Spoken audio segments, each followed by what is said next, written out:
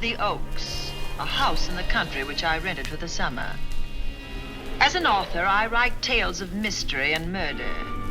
But the things that happened in this house were far more fantastic than any story I've ever had published. I brought a staff of servants from my city apartment, and my maid Lizzie Allen, who had been with me nearly 20 years. Lizzie? Yes, Miss Cornelia. Is the car ready? It's at the door. Look, Miss Cornelia, them servants you brought from the apartment are talking about walking out on us. Really?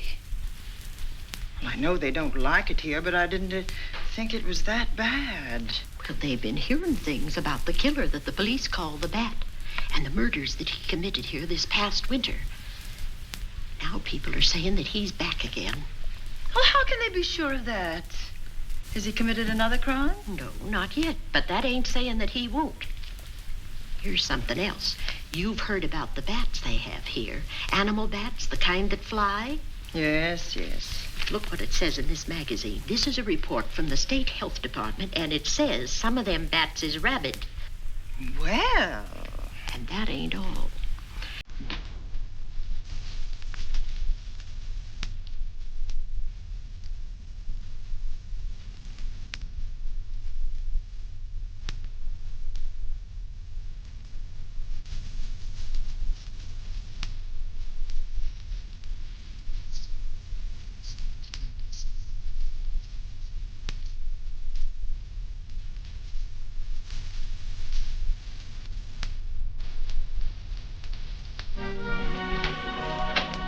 Drive directly to Zenith Bank, Warner. I'm afraid we'll have to hurry. It's near closing time. I'll get you there, Miss Van Gorder.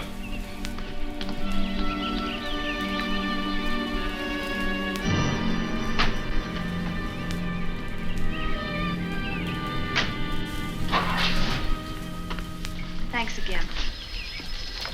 Miss Van Gorder. How do you do, Mr. Barry? How are you? I'm very well, thank you. You remember Lizzie Allen? Of course. Hello, Miss How Allen. do you do?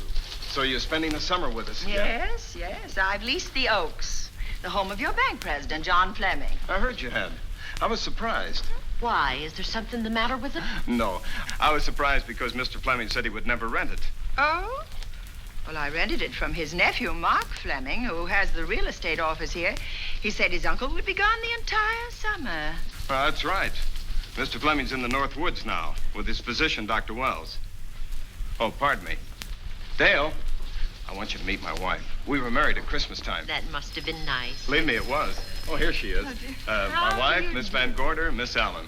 How do you do, Mrs. How do you do? Cornelia Van Gorder. Yes. Oh, well, I've read every murder mystery you've ever written. I just adored that weird one, The Private Morgue of Dr. X, even though it gave me the shivers. Only the shivers? Scared hell out of me. Oh. Well, I really mean that Miss Corney killed them off in that one. When you refer to my books, please don't call me Miss Corney. Pardon me, Mr. Bailey. Mr. Hines is here to see you. Oh, yes. Excuse me, please. Oh. Don't be strangers now. No, no, I we should won't. say not. Oh, so you're a bride. Well, not quite. Not since Christmas. No, I'm sure I've seen you. Well, I used to be my husband's secretary here in the bank. Of course I remember. May I welcome our most distinguished visitor back to Zenith? Oh, that's very charming, but, Lieutenant Anderson. Lieutenant Anderson, of course.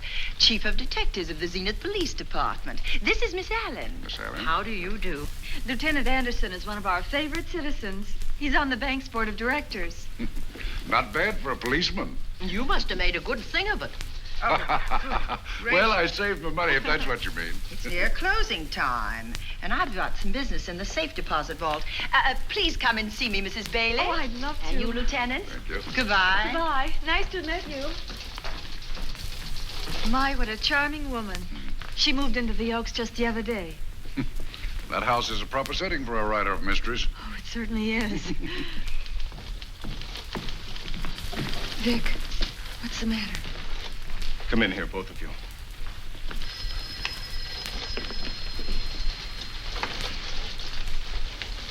Andy, we're in trouble. Wendell Hines came in to pick up $350,000 worth of bonds that we were holding as collateral for a loan. They were kept in our special vault. Mr. Fleming and I are the only officers of the bank who have access to that vault. So? The Hines bonds are gone. That's not all. Other negotiable securities are missing. From what I can gather, short of a careful check, the bank has been looted of over $1 million worth of securities. You'll have to notify Fleming. I wish I could talk to him. Unfortunately, he and Dr. Wells are deep in the woods. They can't be reached by phone.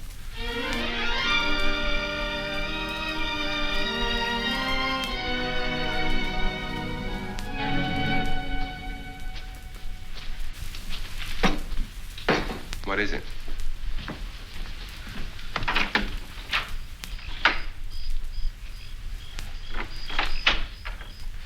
I thought I heard someone on the path coming from the lake. Had an idea it might be that guide of ours. Oh, Sam won't show up until morning. It's a 20-mile canoe trip from here to civilization.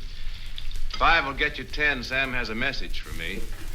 I thought you told him at the bank not to bother you. I did, but they'll bother me. Doctor, Yes, John. what would you do for $500,000? Anything short of murder. Why not murder? Too messy. Too great a risk? For $500,000? Yes. I pinched $1 million from the bank. Well, I'm not kidding. I embezzled it. Not that I think you wouldn't do it if you thought you could get away with it. I got away with it. I'm not talking about currency. I took negotiable securities that could be converted into cash. I have the cash in 10s, 20s, and 100s. Well, I'm your doctor, not your lawyer. Why tell me this? You'll find out why. Who's going to take the blame for the robbery? Bailey, the cashier. They'll never suspect me. I like Bailey. Well, so do I. I love the guy. I gave him his first chance. He has a lovely little wife. Charming girl. Was the best man. Where's the $1 million? In my family's tomb in Zenith. In the crypt with my father's casket. I don't buy that, John. No? No. You forget that I had you in charge when you were a very sick man. When you raved in delirium. And I heard you talk about a hidden room. Now, where else could you put a hidden room except in that mansion you built? That white elephant you call the Oaks. Look, everyone knows I have a bad heart. Now, who would doubt it if you wired the bank directors that my heart had failed? That I had fallen from a great height here in the woods. And that I was badly smashed up. You could ship the body back for burial and instruct them not to open the casket due to the condition of its contents. Well, you realize, of course, that we'd have to have a body to put in that casket, which means that we'd have to deal with an undertaker at this end. Of course. Well, where do we get a body? Couldn't we provide one of our own? How about Sam? Sam, our guide? Sam weighs about as much as I do. He's practically a hermit. He wouldn't be missed for a long time. The local undertaker would know him. Not if we made him look as if he'd been in a serious accident. But if Bailey's going to take the blame, why do you have to do this? A jury might acquit him. In that case, I'd be a logical suspect. I could disappear, of course, but it's safer if they think I'm dead.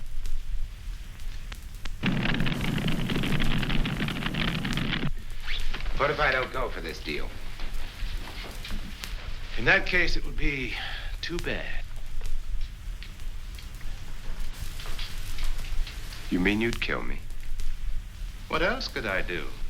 Now that I've told you about the $1 million, I'd say you were shot in a hunting accident. Now, look, Doctor, if you can find another body instead of Sam's, it's all right with me. There's $500,000 in it for you. I'll do my best. I smell smoke. So do I. What's that noise? Look, Doctor, the woods are on fire. It's coming this way. We've got to get out of here. Out the back way. We will. As soon as I provide that body we were talking about.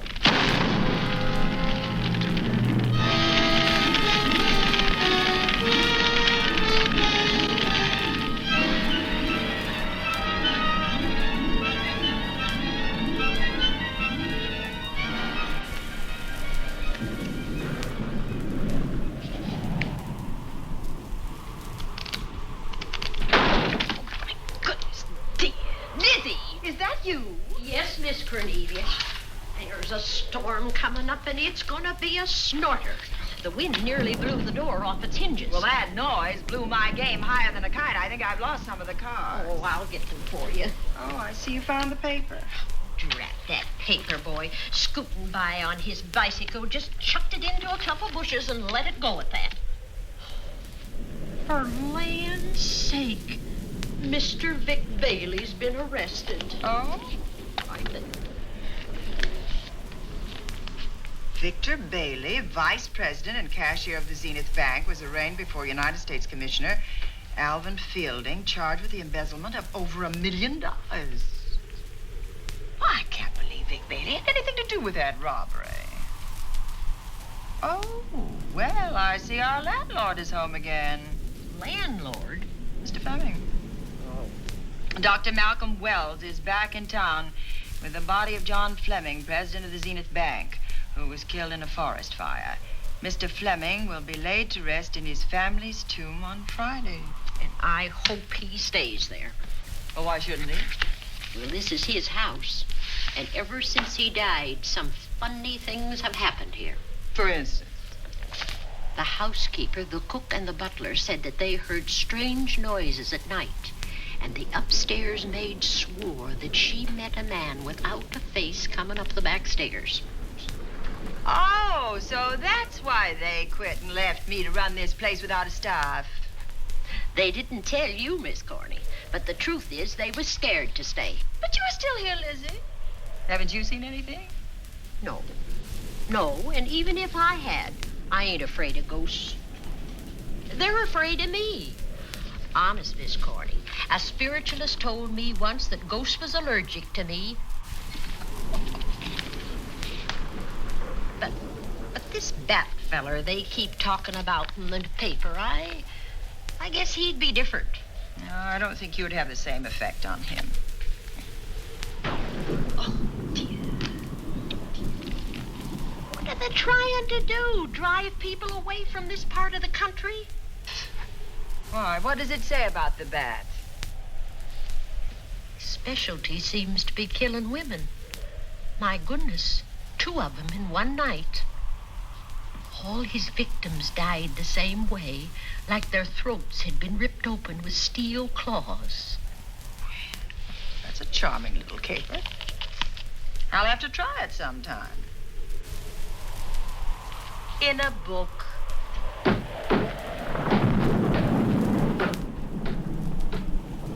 That ain't nothing, just something bumping against the house.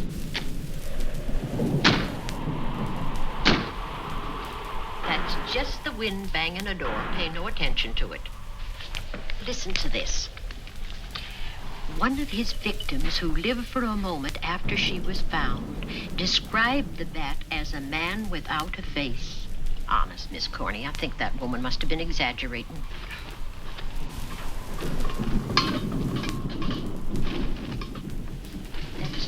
that heavy tapestry at the top of the stairs? I know. I've heard it before on a windy night. But that sounds as if there was someone on the stairs. I know there isn't. At least there shouldn't be. There ain't. Them's just the noises you hear in any old house on a windy night. It says here that the bat never leaves no fingerprints. That's understandable. Having no face, he probably has no fingers either. Lizzie!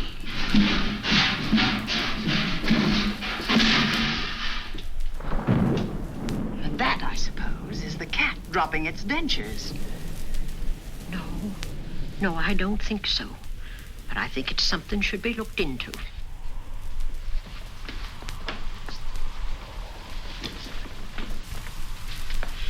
Now, who chucked him down here? The wind, I hope. There must be a window open up there. No, Lizzie. Let him lay. Let him sleep it off. I hope the power lines don't go down, put the lights out. Now, we'll check the windows in the living room and draw the curtains, and then we'll go to bed. Yes, ma'am.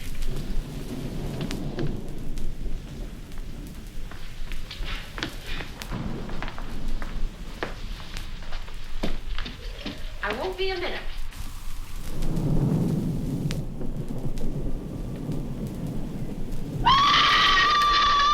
Gordy! Oh! What's that? Oh, I went to get the paper. I turned the latch off. I forgot to turn it on again. He's out there. He was coming in. He might have got you. Oh, but he didn't, and he's still out there, thanks to you. Now, you hurry now, and we'll call the police. No, I won't leave you, Miss Corney. Are you okay? Yes, ma'am, I'm okay. Okay.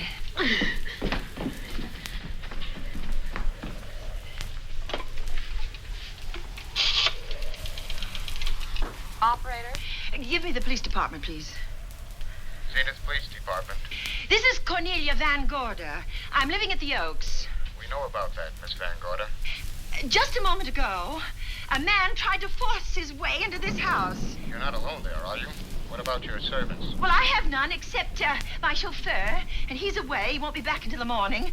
Now, there's only 2 of us here tonight, and we're going to lock ourselves in my room. Now, if any of your men see anything, will you have them call me? I'll send officers over there right away. Oh, thank you very much. Come on, Lizzie. We're going to sleep in my room.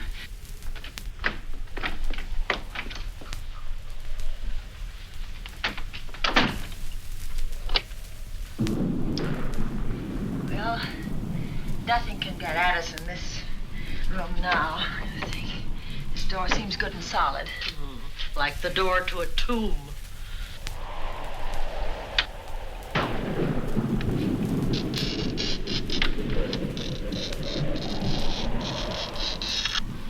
I think that couch will be comfortable. There's some extra bedding, you know. Yes, ma'am. Closet. Let's see now.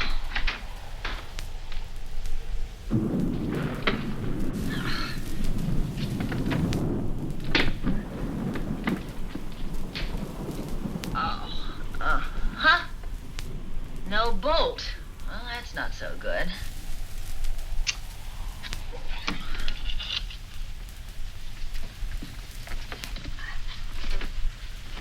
What's that for? That, my good woman, is a booby trap. If anybody tries to open this transom, this will be knocked off, and we'll hear it fall.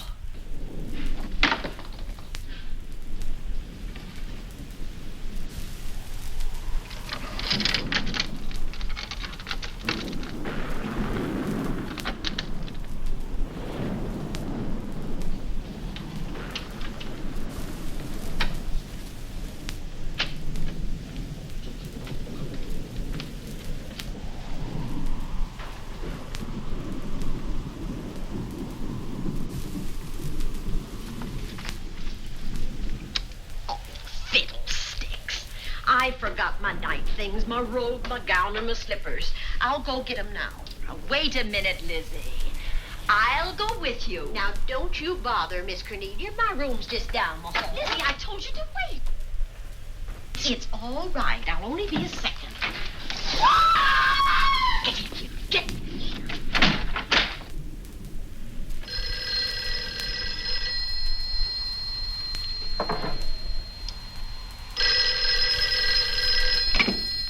Yes? Miss Van Gorder? Yes? Zenith Police Department. There's a police car just outside your house, and the officers in it have reported that there's no sign of a prowler anywhere on the grounds. Oh, the man's inside now. He's in the hall, just outside my bedroom.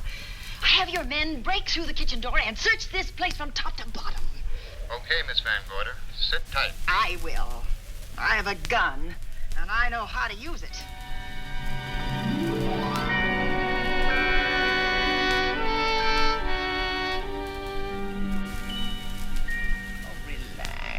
Relax, Lizzie. The police did a good job. They couldn't find anybody in here. But we both saw him, Miss Cornelia. All right. So he got away. But there are men on guard outside, so just try and get some rest. There's nothing can get at us here.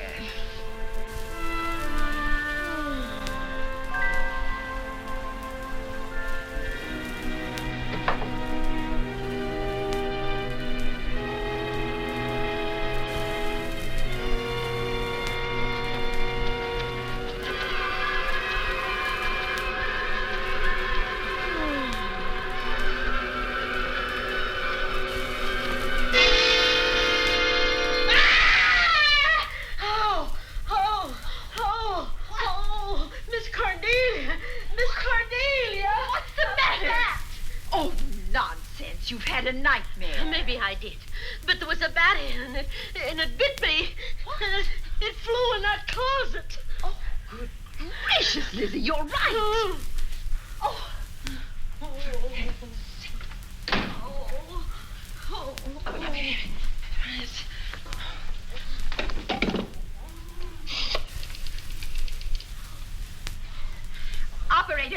Operator, will you get me Dr. Malcolm Wells' office, please? No, I don't know his number, and I have no phone book up here, but this is an emergency. Will you connect me with his office, please? Oh, dear, I'm going to get the rabies. Hello? Dr. Wells' office? This is a call service. Dr. Wells is out at the moment, but if you'll give me your name and number, I'll try to locate him. Well, this is Miss Van Gorder of the Oaks. My maid has just been bitten by a bat that may be rabid, and she must have treatment as soon as possible. And I was told that Dr. Wells was the nearest physician. I'll try to find him for you, and if I can't, I'll send you another doctor. Oh, well, thank you very much. Oh, he's out on a case. Oh, I hope it's not a delivery. A baby, I mean. They can be terribly complicated. It never bothered me none. Oh, Lizzie, you never had a baby. Of course I didn't. That's why they never bothered me. Oh, does it hurt, huh? Little.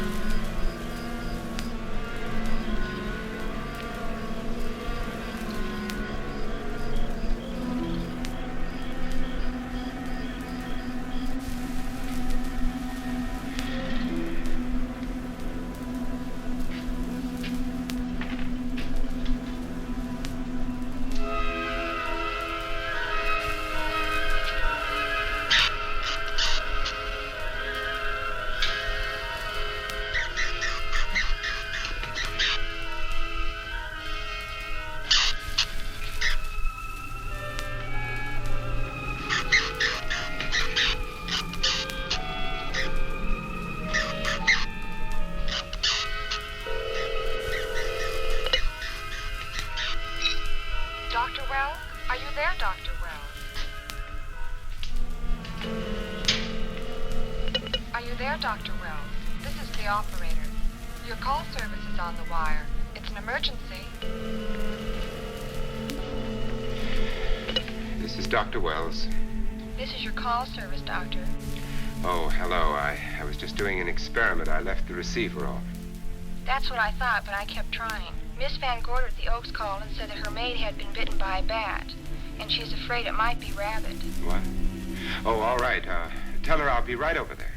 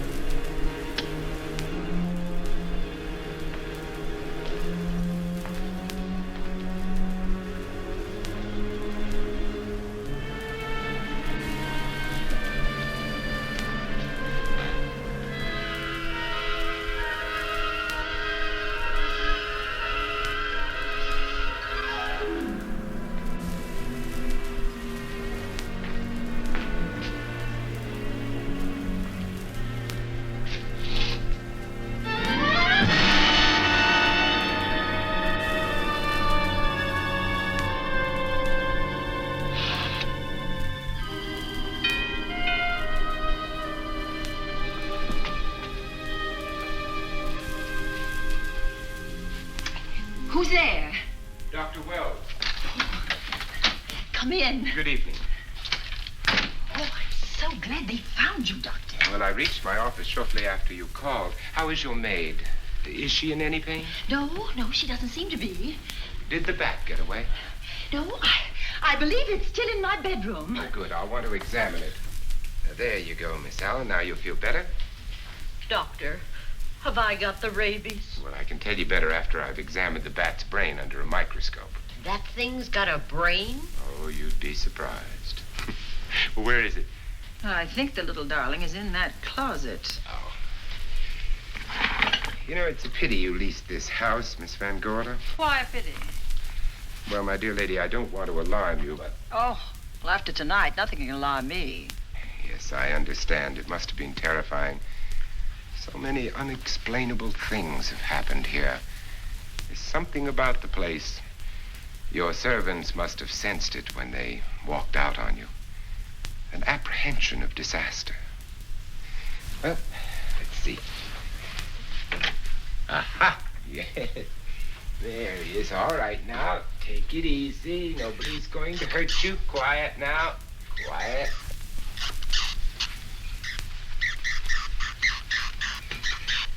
He looks quite normal. Doesn't seem to be sick at all. Oh, ain't that nice? I've been worried about him. Well, you should be. From his appearance, I'd say that he doesn't have any infection.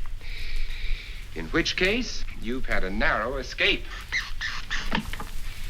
Now, you take one of those tablets I left for you, and I'll guarantee you a good night. And I'll drop in on you tomorrow. Oh, thanks for everything, Doctor. Now, don't worry, I can find my way out. Oh, I know you can, but do let me help you. Oh, don't forget that once I'm gone, you'll have to climb those stairs alone. Oh, I'm all right. I'm armed now. Can you shoot one of those things without shutting your eyes? Oh, Doctor, there are guns in every book I've ever written. I don't write about things I'm unfamiliar with. Lock the door, Lizzie. Good night. Yes, ma'am. Good night, Doctor. Accident? No, the wind blew him down. Oh. I think. Oh. Did you know that young Mark Fleming leased you this house without notifying his uncle? No, I didn't. Well, it doesn't matter now. John Fleming is dead and Mark's his heir. But if John were alive, he would warn you to leave here, Miss Van Gorder. Really? Yes. It's been a tragic place for anyone who ever lived in it. Well, good night. Good night, Doctor. Who's out there? Nobody you need worry about, Doctor. Oh, it's Andy. That's right. Oh, good evening, Miss Van Gorder. Good evening, Lieutenant. Somebody sick here? My maid was bitten by a bat. Oh? A rabbit bat? Well, I'll know for sure when I get to my lab. I caught the bat. It happened indoors? In my bedroom, yes. How'd it get in? Well, there are many ways a bat could get in a house. You ought to know. I spotted this hole in the window the minute I got here. Why? That's where the two-legged bat got your door open. Miss Van Gorder told me that she phoned headquarters at Zenith. Yes, I phoned twice. The second time was after the prowler got in the house. Weren't you at headquarters, Andy? No, but they contacted me. An officer came and searched the house from top to bottom, but they couldn't find the bat. You better have this window fixed tomorrow. Oh, yes, I certainly shall. Listen, I'd better be going. I'm due in surgery at 8 o'clock in the morning. Good night. Good night, Doctor. There'll be a man patrolling the grounds all night, Miss Van Oh, Gorder. thank you. And nobody inside, Andy? Why should there be? Well, how do you know but what the bat is hiding somewhere in the house? I'm quite sure he isn't in the house, Doctor. Not now. Good night. Good night.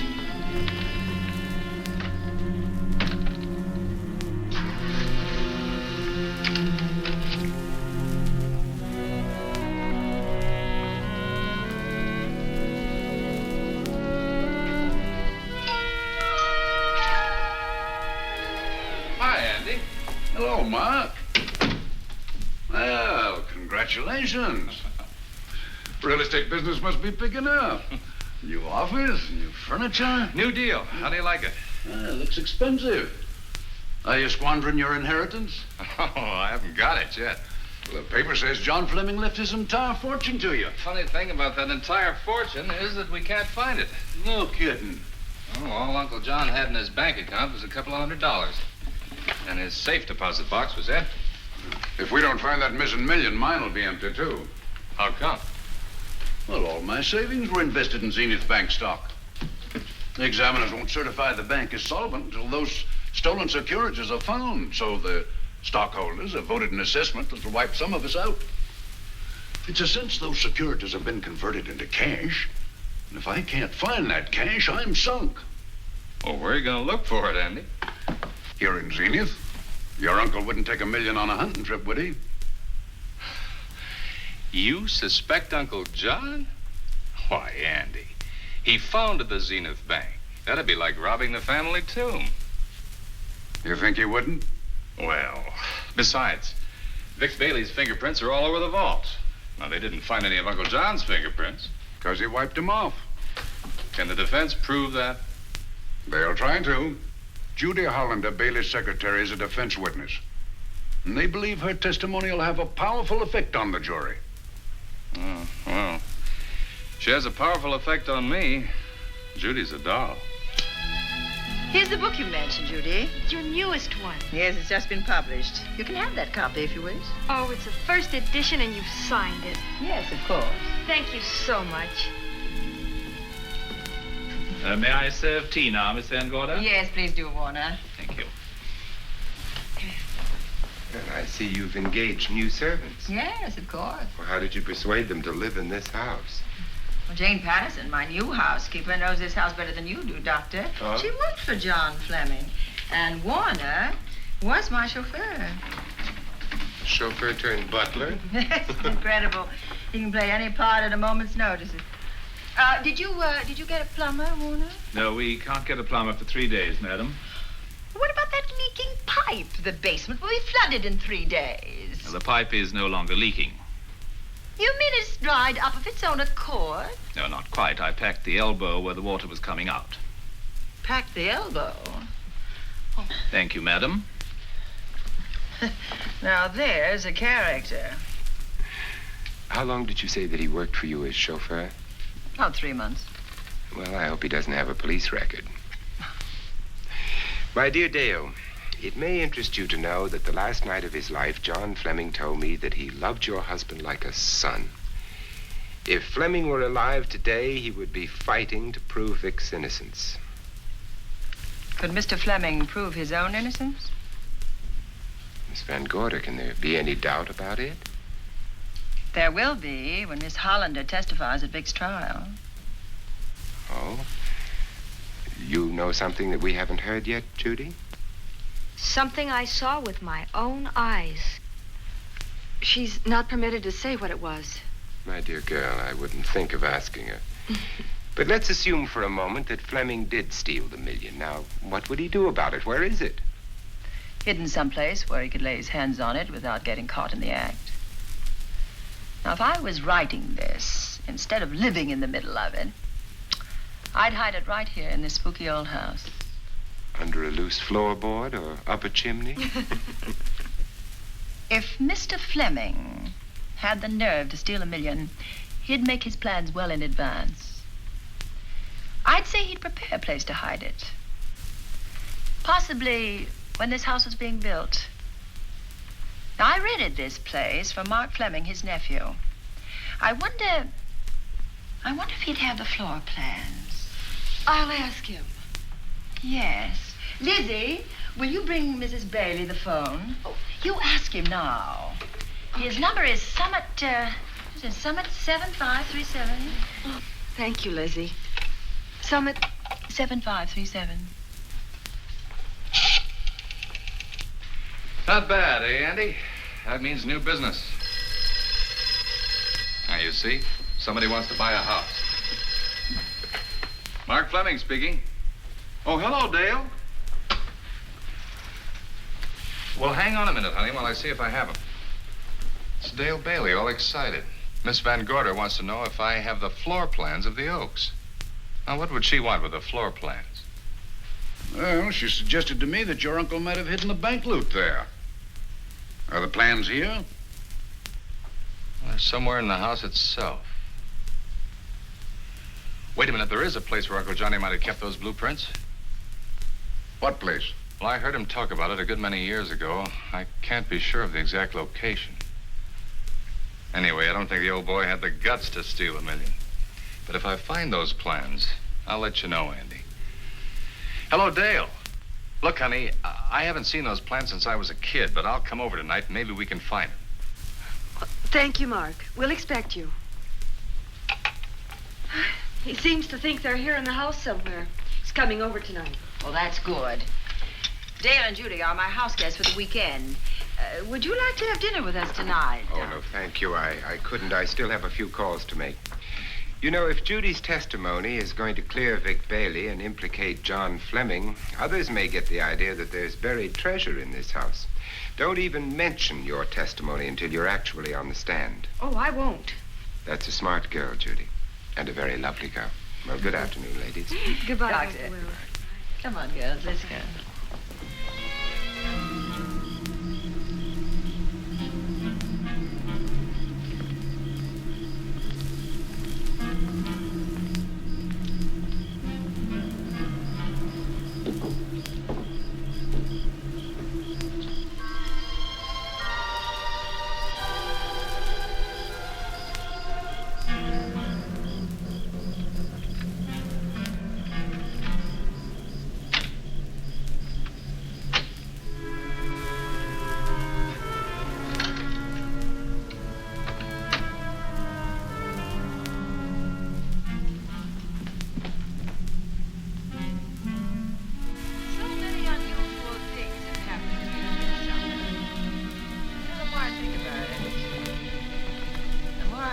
I should be putting them down on paper. Weren't you your husband's secretary, Dale? Yes, I was. Do you take shorthand? Mm-hmm. Well, my dear, if you'd like to have your mind occupied, I want you to work with me while I write the story of this fantastic criminal, the Bat.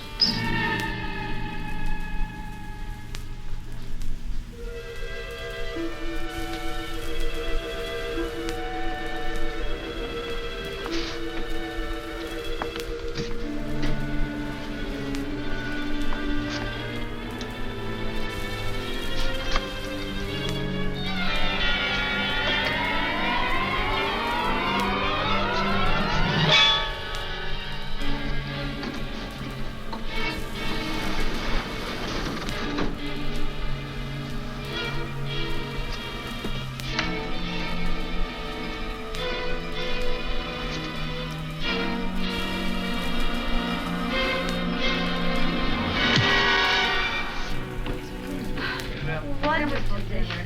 Thank you. It's really nice. Lizzie, as usual. Wonderful. Oh, what a lovely piece of silver. It's an original, isn't it? Yes, they still use them in England for buffet breakfasts. Hot water in the bottom. Should keep us hot, your sausages and your scrambled eggs. Interesting. It's very useful. Really nice.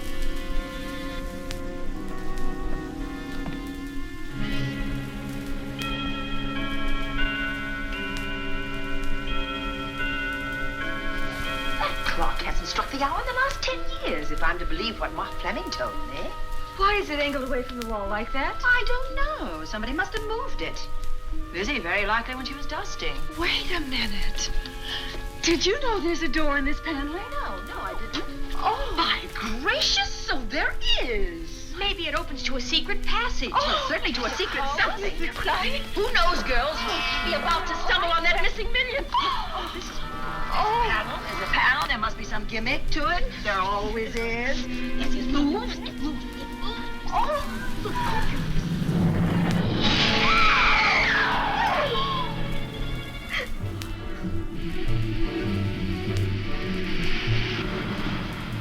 Calling car 11.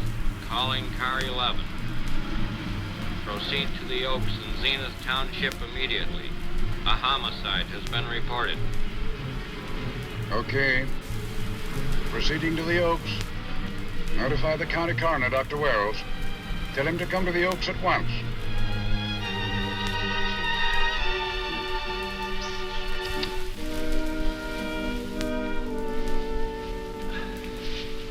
Horrible. As if his throat has been torn by some creature with fangs or claws. That's his sign. We found it on the others he killed. I'd hoped those reports that he was up to his old tricks again were pure imagination, but apparently they're based on fact. He's come back. Back to the scene of his kills. Yes, that's who I mean. That's who did this. The bat. Who found Mark? We all did. And his Dale and Judy and I. Lizzie was in the dining room. This is my new housekeeper, Jane Patterson. You know, she worked for John Fleming. I know her. Where were you, Mrs. Patterson? In the kitchen, cleaning up. I cooked the dinner tonight. Did you know that the secret closet was here? No. It was behind the grandfather's clock. Well, it was I who found it, really. Noticed the clock had been moved and the door wasn't quite closed. I'll get it.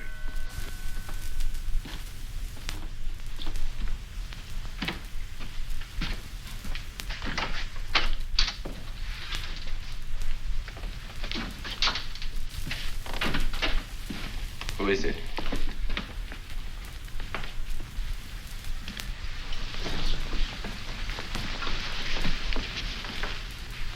Mark Fleming. As coroner, you saw the same wounds on the others. How long's he been dead? Oh, I'd say about a half an hour. Do you believe it was the bat? That's a bat's trademark. Perhaps he's still in the house. That's possible. Why should he be? Because he's looking for something, and like you, he believes it's here. And he's a persistent killer. I would advise you to get out of this house as quickly as possible, notwithstanding our expert police protection. Have you called the morgue? They're on their way here. Oh, good. I want to examine the body before they get here. May we take it into another room? Yes, to the sunroom in the back. Thank you. Give me a hand. Excuse me.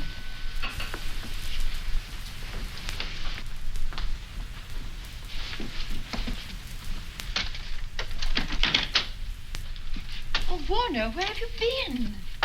Well, madam, has been an accident? There's been a murder.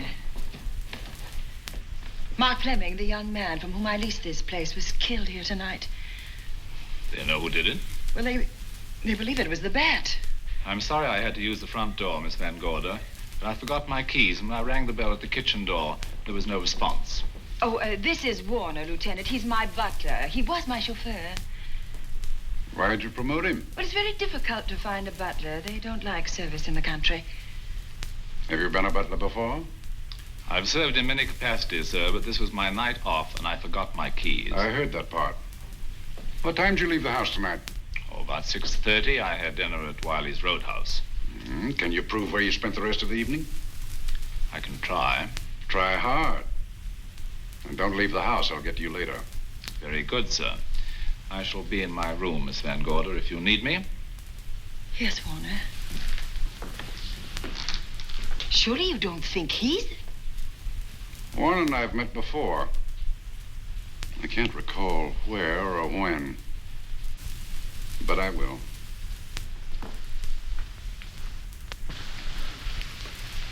There'll be a crew here shortly from headquarters, dusting for fingerprints, taking photographs. But in the meantime, Mrs. Patterson, you aren't leaving the house tonight, are you? No, Lieutenant. Don't. I'll talk to you in the morning. Good night. Good night, sir. Good night, Miss Van Gorder.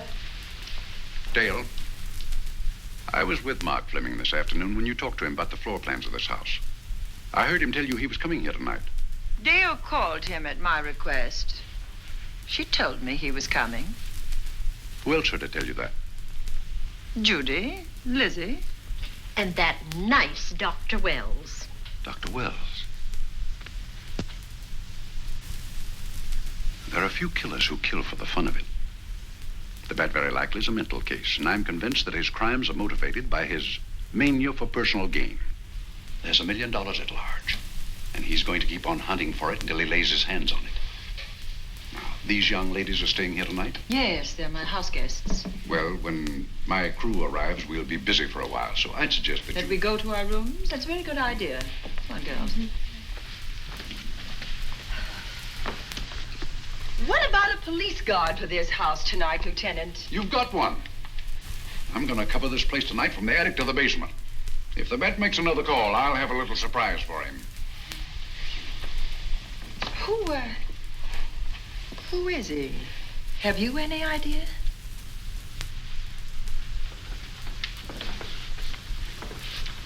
He could be anybody.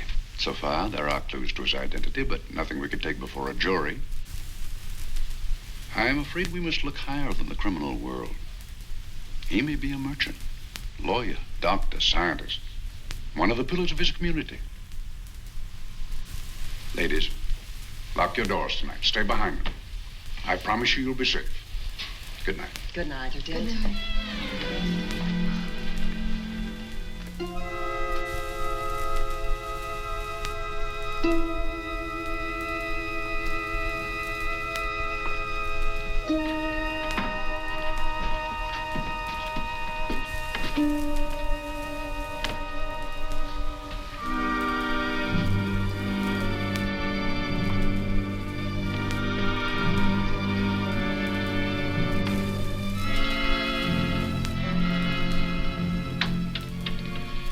Poor Mark.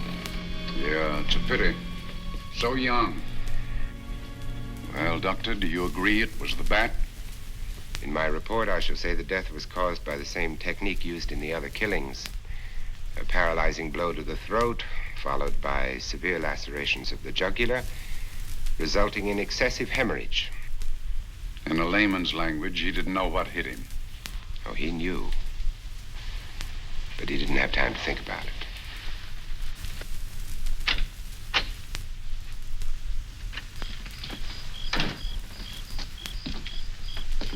You staying here tonight, Andy? Well, until I check the doors and windows, but I'll be back bright and early in the morning. Neither snow, nor rain, nor heat, nor gloom of night stays these couriers from the swift completion of their appointed rounds. A lot of people are due for a shock when I close this case. Yes, I'm sure they are. Good night, Andy. Don't get hurt. Good night, Doctor.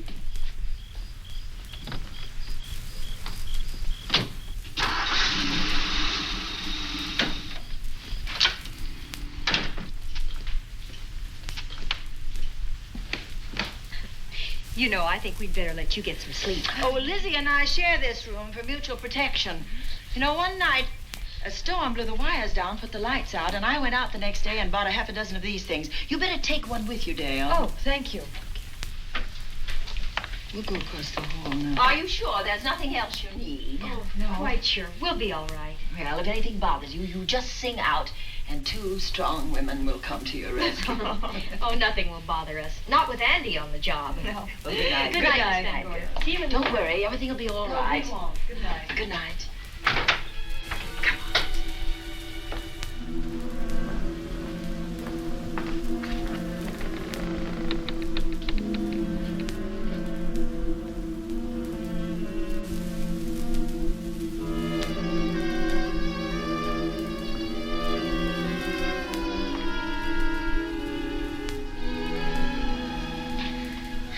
I don't think I'll sleep tonight.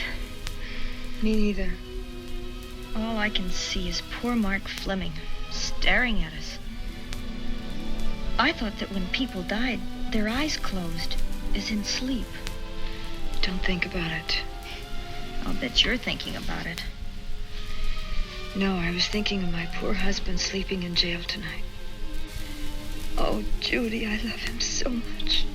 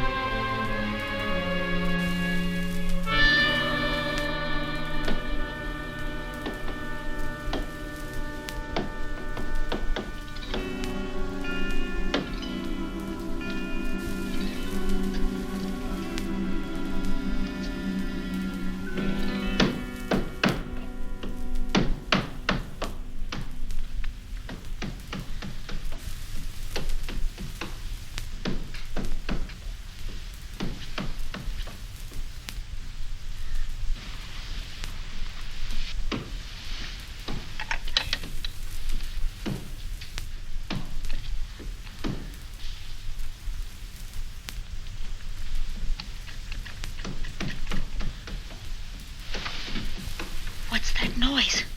Oh, I don't know. I kind of fell half asleep. For a moment, I thought it was something from a dream. It's somewhere in the house. Yes, on the floor above. Not directly over us. Probably a room overlooking the driveway.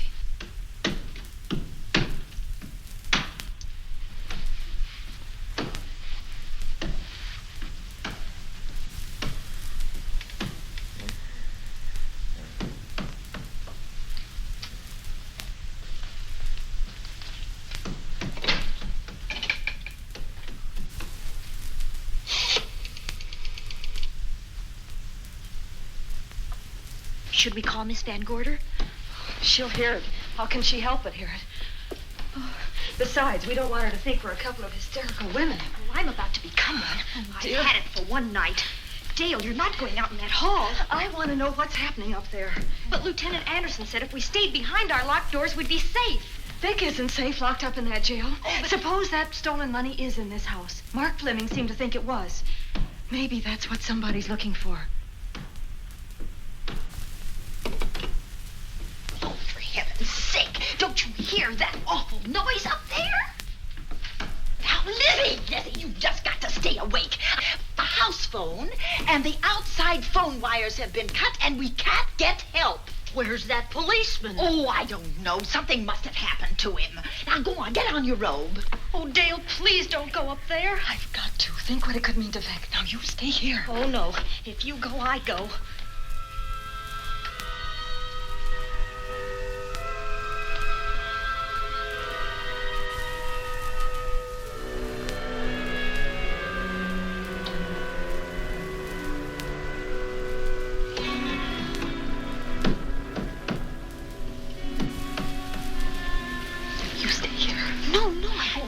They're alone. You wait here. I'm going to see what it is. Oh, please let me go with you, Judy. Will you warn me if anyone comes? I'll only be a moment. Now, wait.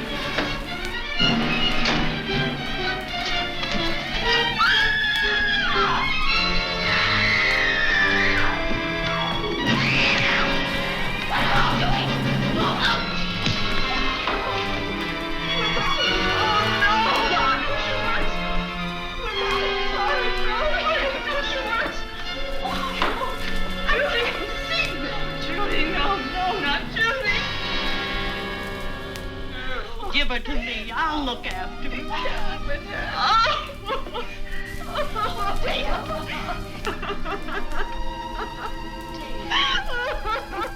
Poor baby.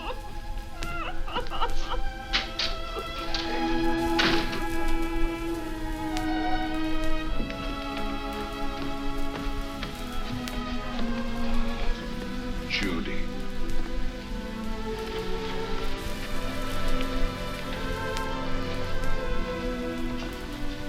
The bat.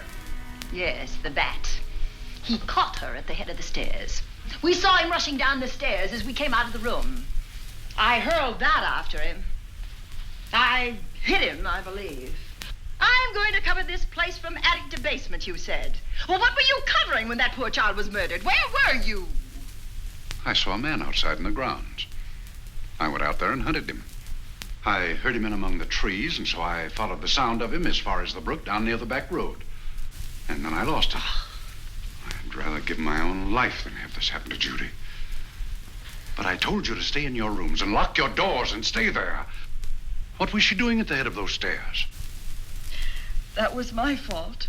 They heard a strange noise, heavy pounding in one of the rooms on the third floor. We all heard it. I wanted to see what it was. Judy, I wish she wouldn't let me go out by myself. I made her stay on the balcony. What about your new butler? Oh, well, he's in his room, I suppose. Oh, Mrs. Patterson. Oh, yes. Did you know what happened here? No, sir, but I heard the screams. I went to call Warner. We have rooms on the same floor, but he wasn't in his room.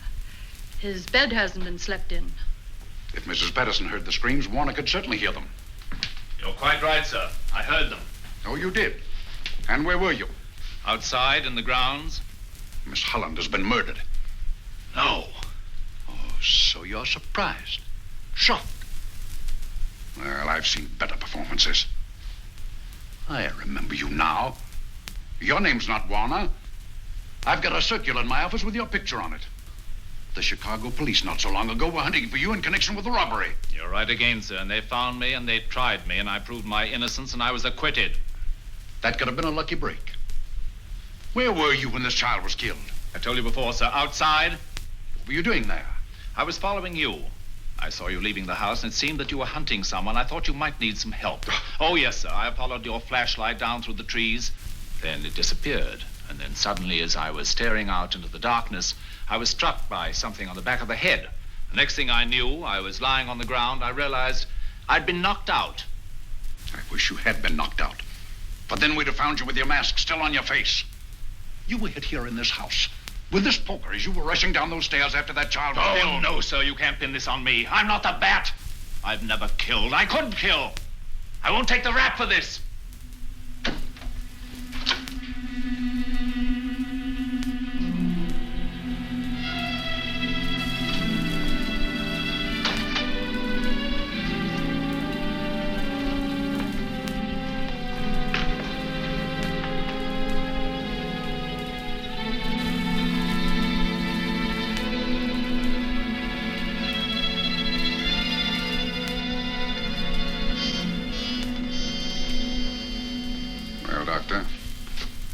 Another case for the county coroner. You see, the bat came back. Why did you come back, Doctor? Well, I had an accident about a mile down the road. The right rear wheel of my car came off and I plunged into the ditch. This was the nearest house, so I came here to call for help. I thought I'd find you around, Andy. Physician, heal thyself. You must have been hit by something on the back of your head. I told you I had an accident. So you did, Doctor. So you did. I could be wrong. But maybe I'm not. We shall see. All right, Dale, let's start a new chapter. For days, the murders held the headlines. Lieutenant Anderson grilled us and ransacked the house from top to bottom. Warner was not placed under arrest, but his every move was watched. At night, except for a detective on guard in the house, the police and the reporters left us alone. And on one of those nights, without telling Lizzie or anyone else, I pursued a secret investigation of my own.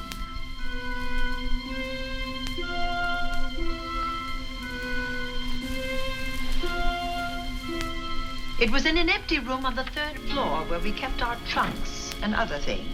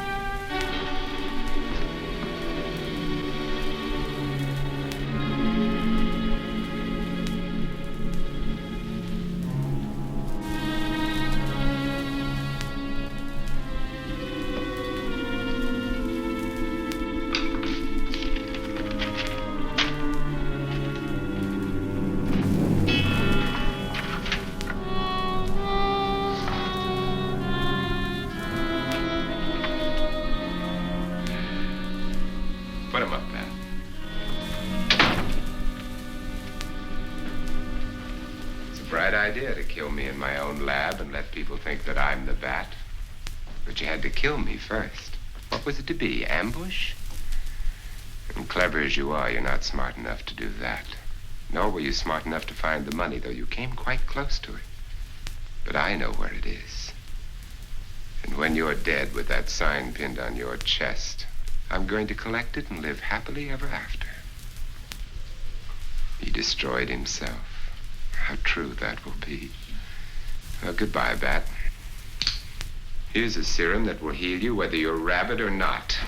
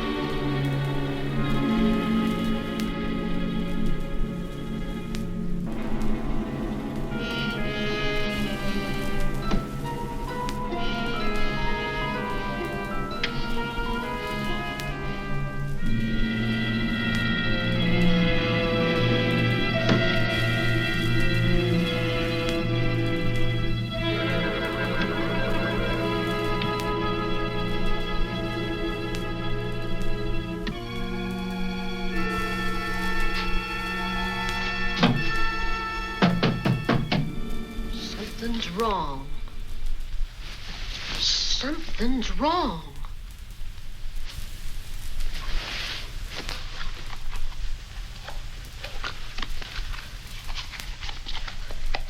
Miss Cornelia!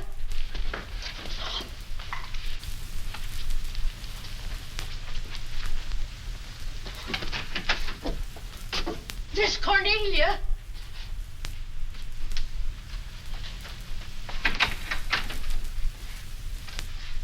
Now, where would she be going at this time of night?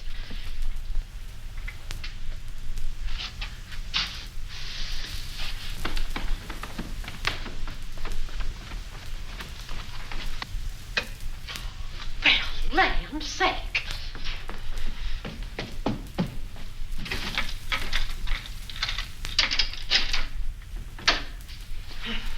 I never. Oh.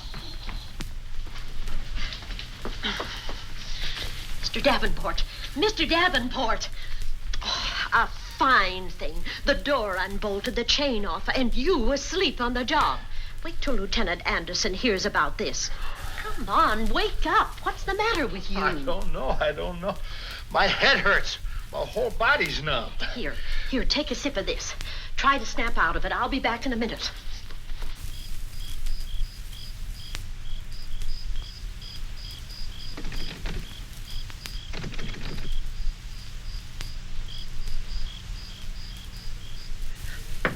Hurry, will you? It's Lizzie. I'm terribly worried. I can't find Miss Cornelia anywhere, and something's happened to the policeman. I don't know what. Get Warner. Bring him to the drawing room. Tell him we need him.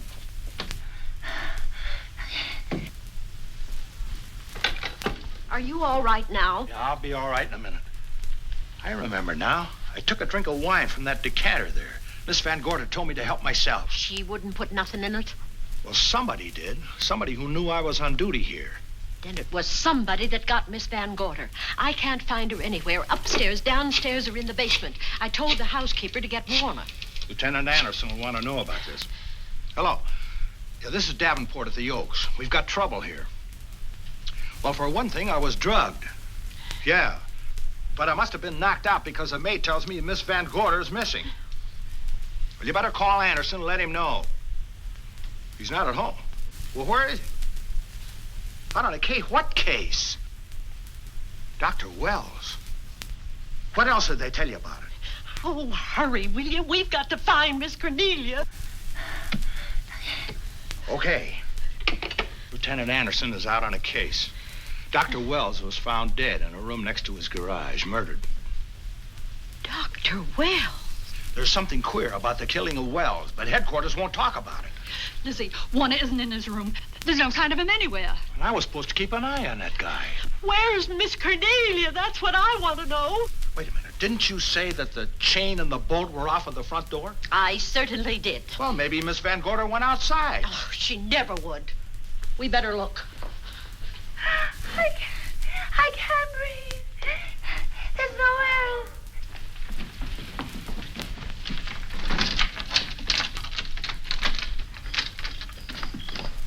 Miss Cornelia. Oh, Miss Van Miss Gorder. Cornelia. Miss Cornelia. Miss Van Gorder. Look. There's a light in that room on the 3rd floor. Were you up there tonight? Well, of course I was, but I turned the lights out before I came downstairs. And Miss Cornelia might have turned them on again. That's why we're going to look first. Come on.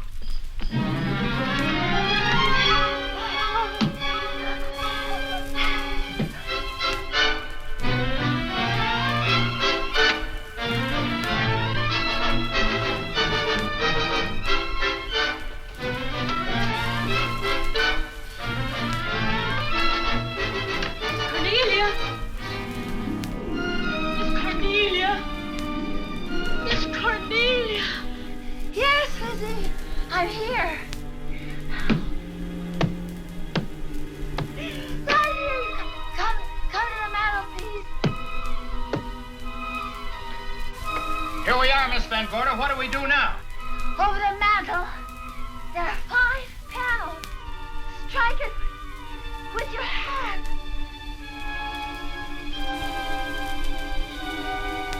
Which panel did you say, Miss Van Gorder?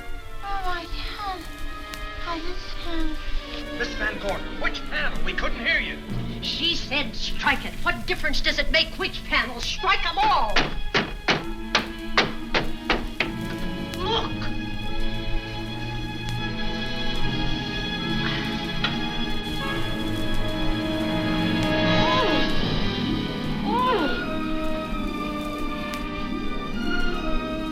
Oh, it's all right now. It's all right, dear. Lizzie's here.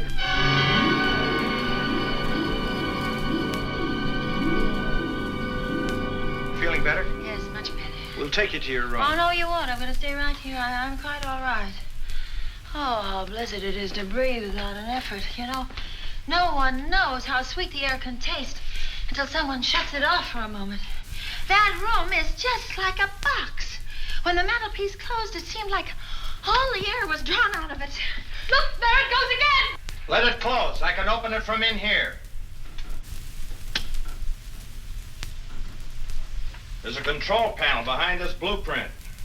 Electric motor under the trap door here. Once the door is open, you can keep it that way. I believe that the fireplace in this other room opens the same way. And it does. I tried to find this, but I couldn't find it. Yeah, it's back at this blueprint here. Well, it's quite a setup. Too bad we can't open that safe in the same way. Take an expert to crack this box or a shot of nitro. Oh, maybe that's what the bat had in mind. Could be. Seems he's on the prowl tonight. Miss Van Gorder, Warner has disappeared. And Dr. Wells has been murdered. Dr. Wells? Lieutenant Anderson's on that case right now. Well, does he know what happened here tonight? They got word to him. He'll be here any minute.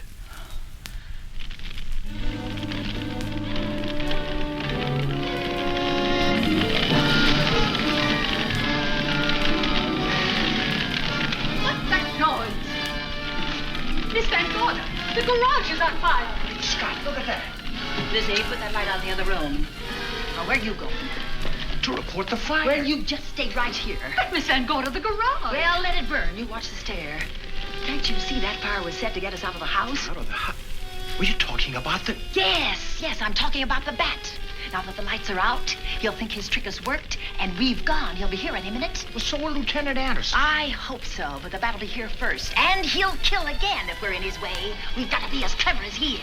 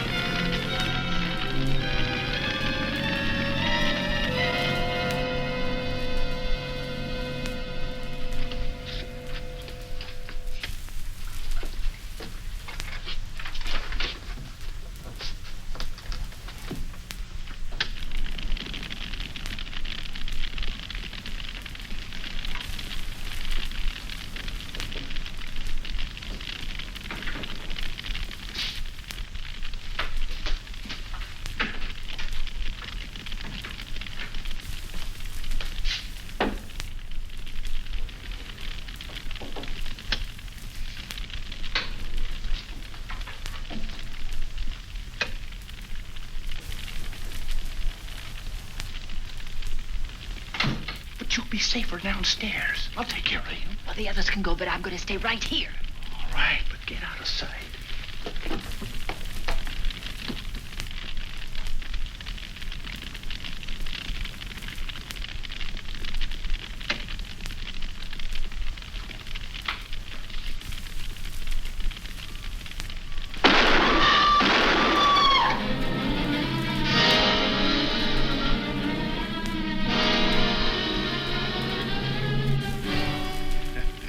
Let's face it, ladies, and get it over with.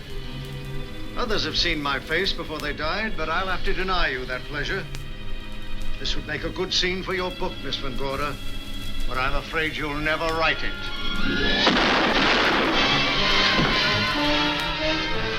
That is Warner.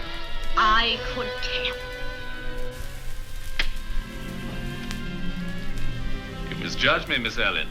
Warner! I don't like being a murder suspect, Miss Van Gorder. I was headed for a plane, but halfway to the airport, I changed my mind and came back. I'm glad that I did.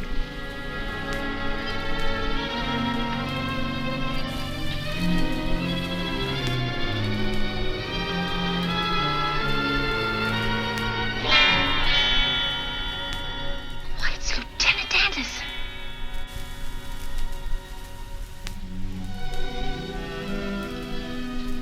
Yes, it was Anderson. He'd discovered the secret of the hidden room and was waiting to get into it and open up the safe. We found the money in it, a little over $1 million in 10s and 20s and 100s. Good old Andy. With all his ill-gotten gains invested in bank stock. It's rather a clever way to hide stolen money. In the open, as it were, and so respectable. But don't try it.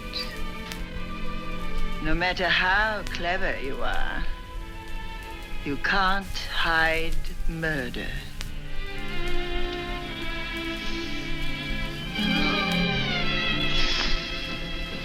Well, that's it, Dale.